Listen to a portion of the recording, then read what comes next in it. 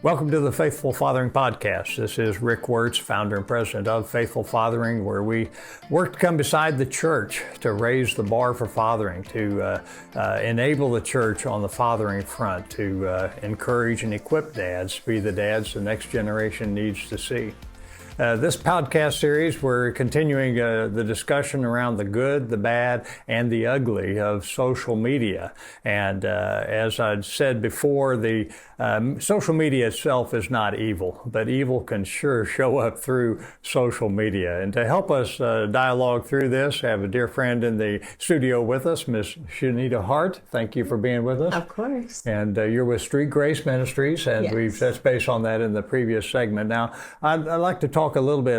You say the good, the bad, and the ugly. I like to hit the good first, right? Because there is some good out there, Exactly. right? Social media can be used for Yes. good. Yeah. Can you give us some thoughts on your own experience through as a younger generation young lady? Can you share a little bit about your journey in social media? I mean, it's going all the way back to MySpace, which when you mentioned to children now, they're like, what is that? I don't even think they know what Facebook is. So I've been on social media for like most of my life. And I think social media can be a great platform. You can communicate with family that does not live in state. You can communicate with friends, especially if you're moving schools, if you guys are going to different universities. If you're an entrepreneur and you have a business and you want to put out your products, if you have a podcast and you want to showcase it on social media, if you are, now we call them influencers today. You know, we see influencers on TikTok, whether that's they're at the gym or they're doing daily vlogs or Bible studies. Social media is so great and can be used to really reach those that are unreachable in person. I love social media if it's used correctly. And Zoom is one example, right? Yeah, Where you have the community, you have the Right. connectivity. Mm-hmm. I know of many folks that have reconnected with extended family. Yes. That they lived in a different geographical part of the country. Yeah. That they're able to connect on a weekly basis and enjoy that FaceTime. That's right. That's cool. So that connectivity, that community. How about when it comes to information and education? How has that influenced you? Yeah. I mean, you shouldn't believe everything you see on social media. Wait a minute. You know? I thought everything on the internet was true. Really? I know, right? I say always do your research before you go to someone who maybe is not on social media. And so they actually watch the news. And so they know the truth about what's going on, because that can be embarrassing moments. You know, I'm a little guilty. But on those platforms, yes, news comes through. You'll hear about different stories. But I say always do your due diligence to take that deeper dive, to look a little bit more and see if this information is true, because it can easily be distorted. I mean, I don't remember the name, but you have like Photoshop that people are able to completely change. They have like chatbots now that you can make someone say things that they never said, so there's just so many things that social media can change that is not true. So do your research, dig a little deeper and see if Trump was really giving out Bitcoins, and you'll see a lot of that on TikTok, and half the time they're not true. So half the time? Most of the time, right? And what have been some of your keys to discerning through that stuff? One, especially when I see things that are, like, let's say it's a news clip, and it's posted on TikTok, I will go to that news channel, look up the story that clip that was posted on TikTok or Instagram, and I'll watch it. And so I'll see like, okay, they really just recorded this and uploaded it, or that information is wrong because on the news channel, it says something different. So that's how I do it. I dig deeper. I ask questions. If I see something like a law has changed, I'll reach out to Jamie, who also works policy. I'm like, Jamie, is this true? Just asking those who I know have that knowledge or are, certifiably knowledgeable in these arenas, and ask those questions. So don't be scared to ask questions and to go to Google, go on your news channels, and really look into these things that you're seeing. Doing due diligence is a key. Exactly. You don't just accept you had a generation that just made decisions on news bites, and now you've got these even manipulated news bites now in social media. What are some of the on the educational side? I know we've discussed what's impressed you with what's the availability of information and educationally on social media?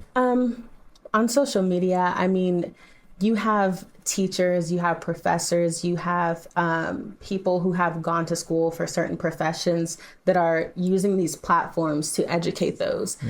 So I think that that's really cool because maybe you can't afford to get a certificate in something, or maybe you can't afford to go to school for a certain thing, but you want to gain more knowledge on it. You have people who are using these platforms to inform you and to teach you. They may say, hey, here's this book, order this on Amazon, and you can follow along. Every Tuesday, I'll do a live and I'll be going over this anatomy on, muscles, if you're into the gym and you want to learn how to build muscle. And so I find that really cool, and you're able to educate instead of somebody just going to the gym and ending up getting hurt because they're doing things that they see some influencers doing, but it's not the right way. So I think that's really cool too. Right, and even around the house, I know I found YouTube helpful to do a repair of some kind. So there's things out there that you may have to, sometimes you may have to go to school for, but they can at least arm you with enough information to... Cooking too. Whenever I want to look up a recipe, I do type it in TikTok. And because a lot of people will show you and will cook certain recipes, show you what ingredients they use. And I've done it a few times. I'm like, okay, they weren't lying. This is true. There you go. Yeah. So you can actually test it firsthand. Exactly. Now, when it comes to expression and creativity, you've mentioned influencers. Yeah. What's going on positive from that standpoint? I've seen many people starting Bible studies, or let's say talks with God, and or I'm going on a date with Jesus. And I think that is a positive influence on us in that are followers of Christ, because you can feel a little like, am I going to look silly if I go have a picnic and I bring my Bible and notebook? People look crazy every day, So no, you don't. And so, but it influences you to be like, you know what, if this person who has over 1 million followers is able to do this, record it and upload it, why can't I do this in my own quiet time? And so I've seen that. I've seen people who are very talented in the clothing arena, and they make their own clothes and they're showcasing it on Instagram or TikTok. And I'm just like, it's brave, and so people who are very creative, who love to draw, who love art, they're posting their artwork, and it's just showing you, get out there, express yourself, be creative, because everybody is doing it and there's a lane for everyone.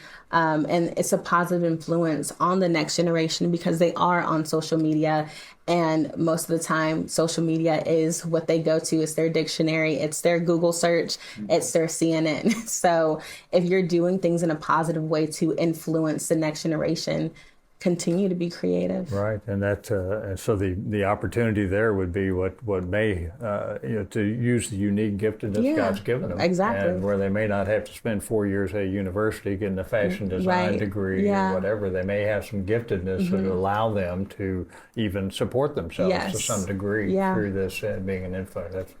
That's very powerful. How about you also had mentioned support networks for whether it's Christian support, emotional support, psychological support. How have you seen that be a very positive on social media?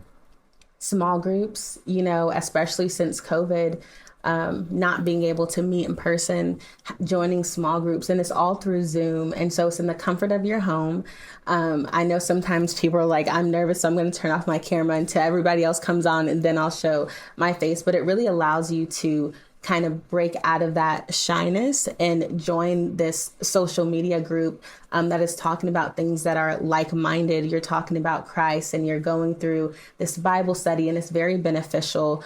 And then also I've seen running clubs. You know, people will say, jump on our live. We're all going running, and you can be in your neighborhood, but you're on live with them and you guys are all running, you know, different parks. Maybe you're running in your neighborhood, but you have that support system. Whether you've been through certain situations, there's support groups that go live together, or they have a Zoom link that you can join so you guys can talk and have support with one another. It's all available. And to be able to have that is so beneficial, because without social media, you have to really rely on yourself, those around you. And I can say sometimes not everybody around you wants to do the same things as you. So having that platform and being able to post, hey guys, I'm starting a running club, or I'm starting a Bible study, who would love to join? It's virtual.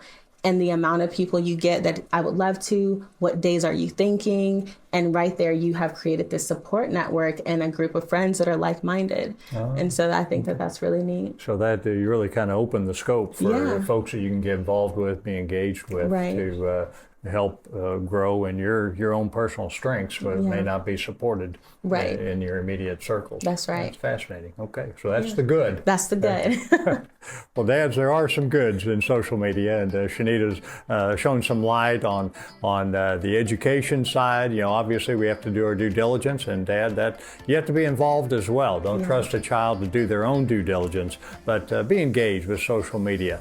And I would encourage Zoom talks, Zoom family gatherings with extended family to help kids stay in touch with extended family as well. So that's the good of social media. We'll continue our discussion in the next series about the bad. But for now, dads, just stay on top of it. Be the dad you're called to be, the dad your kids need to see. God bless. Godspeed.